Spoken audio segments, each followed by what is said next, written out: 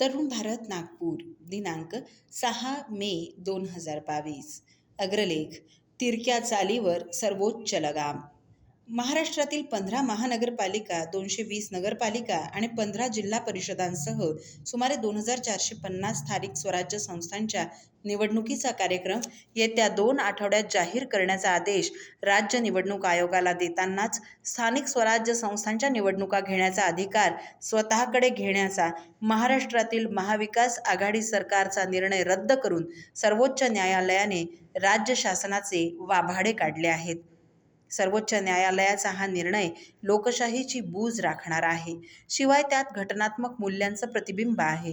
OBC आरक्षणाच्या वादावर तोडगा काढण्यात यश येत नसल्यामुळे काही ना काही कारणं दाखवून या निवडणुका पुढे ढकलत राहण्याची महाविकास आघाडी सरकारची चाल होती, ते सर्वांना दिसत होतं. ती तिरकी चाल या सर्वोच्च दणक्याने रोखल्या गेली आहे. ओबीसींचा इम्पिरिकल डेटा तयार झाला असेल तर ओबीसी आरक्षणासह किंवा त्या प्रकारच्या आरक्षणाशिवाय निवडणूक प्रक्रिया राबवण्याचा अधिकार सर्वोच्च न्यायालयाने निवडणूक आयोगाला दिलाय आणि 15 दिवसात प्रक्रिया सुरू करण्यासही सांगितलंय. खरं तर आयोगाने वॉर्ड पुनर्रचनेपासून या प्रक्रियेची सुरुवात यापूर्वीच केली होती, परंतु गेल्या मार्च महिन्यात राज्य सरकारने यात टांग मारली. निवडणूक आयोगाचे अधिकार स्वतःकडे घेण्याचा प्रयत्न केला आणि तो चुकला.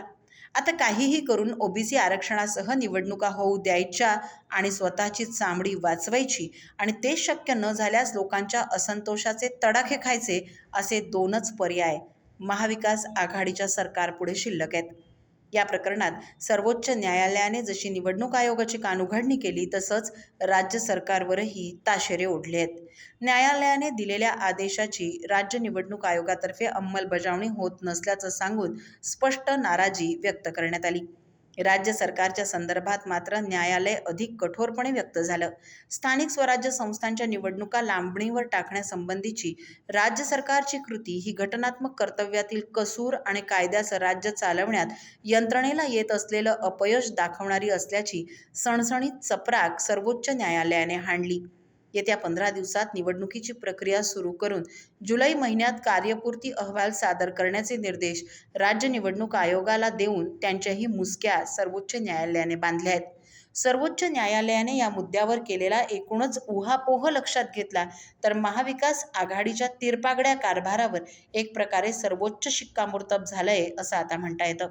सर्वोच्च न्यायालयाने म्हटलंय की 5 वर्षात स्थानिक स्वराज्य संस्थांच्या निवडणुका घेणं ही घटनात्मक जबाबदारी आहे.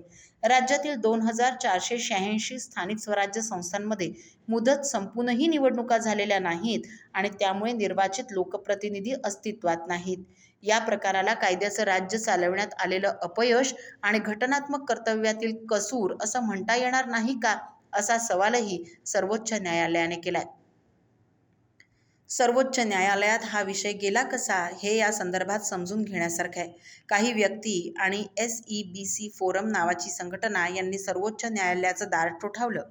मुद्दा होता राज्य शासनाने नागरी आणि ग्रामीण भागातील स्थानिक स्वराज्य संस्थांशी संबंधित कायद्यात बदल करून राज्य निवडणूक आयोगाचे अधिकार आपल्याकडे घेऊन वॉर्डांची पुनर्रचना करण्याचा आणि त्यायोगे एम्पिरिकल डेटासाठी राज्य सरकारला अधिक वेळ मिळवून देण्यासंबंधीच्या निर्णयाला आव्हान देण्याचा. खरं तर यापूर्वीच सर्वोच्च न्यायालयाने 3 कसोट्या पार करून अशा प्रकारचं ओबीसी आरक्षण निश्चित करण्याचा अधिकार राज्याला दिला होता. राज्य सरकारने प्रत्येक स्थानिक स्वराज्य संस्था क्षेत्रातील ओबीसींच्या मागासलेपणाबद्दल डेटा तयार करण्यासाठी आयोग नेमावा. आयोगाच्या शिफारशींच्या आधारे प्रत्येक स्थानिक स्वराज्य संस्थेत आरक्षणाचं प्रमाण निश्चित केलं जावं आणि कोणत्याही परिस्थितीत ओबीसींसह सर्व प्रकारचं आरक्षण 50% वर जाऊ नये, असं सर्वोच्च न्यायालयाने फार पूर्वीच सांगितलं होतं. ही त्रिसूत्री आधीच निश्चित होती.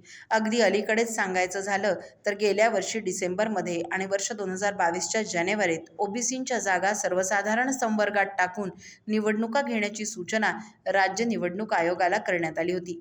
मात्र त्यानंतर गेल्या मार्च महिन्यात राज्य सरकारने निवडणूक आयोगाचे अधिकार स्वतःकडे घेऊन वॉर्डांची पुनर्रचना करण्याचा आणि त्यायोगे निवडणुका लांबविण्याचा घाट घातला. त्यामुळे सुरू झालेली प्रक्रिया स्थगित करावी लागली. दरम्यान बहुतांश स्थानिक स्वराज्य संस्थांमधील लोकप्रतिनिधींचा कार्यकाळ संपल्यामुळे तिथे प्रशासक नियुक्त करण्यात आले. या प्रकारावर सर्वोच्च न्यायालयाने नाराजी व्यक्त केली आहे. आता 11 मार्च 2022 पूर्वी म्हणजेच राज्य सरकारकडून कायद्यात करण्यात आलेल्या बदलांपूर्वी अस्तित्वात असलेली वॉर्ड प्रभाग रचना प्रलंबित निवडणुकांसाठी गृहीत धरावी लागणार असल्याचं सांगितलं जातं.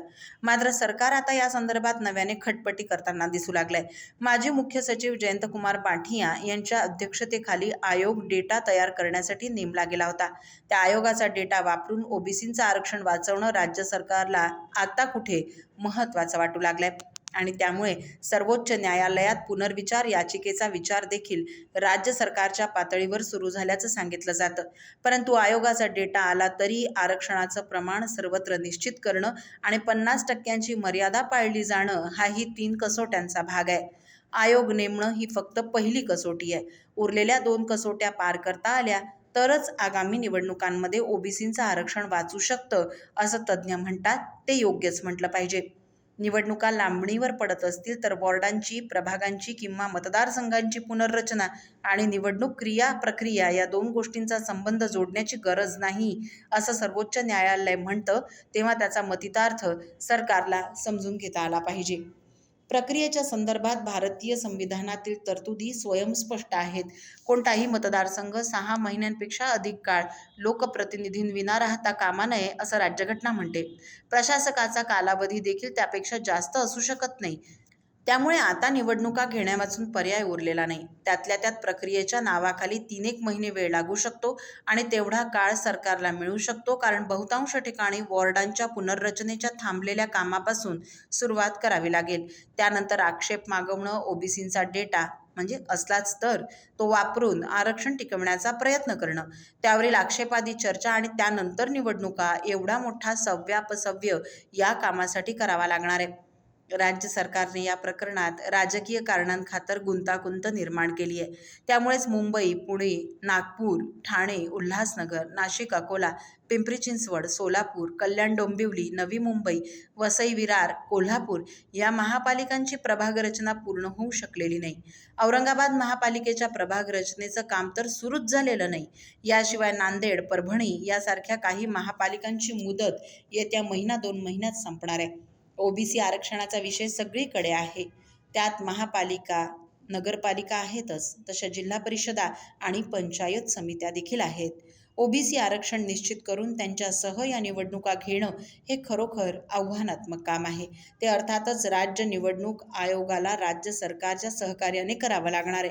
परंतु महाविकास आघाडीची कामाची एकूण पद्धत बघता दिन में ढाई कोसवालं हे सरकार एवढ्या वेगात पुढे जाण्यासाठी कितपत सहकार्य करू शकेल याबद्दल शंका घेण्यास जागा आहे.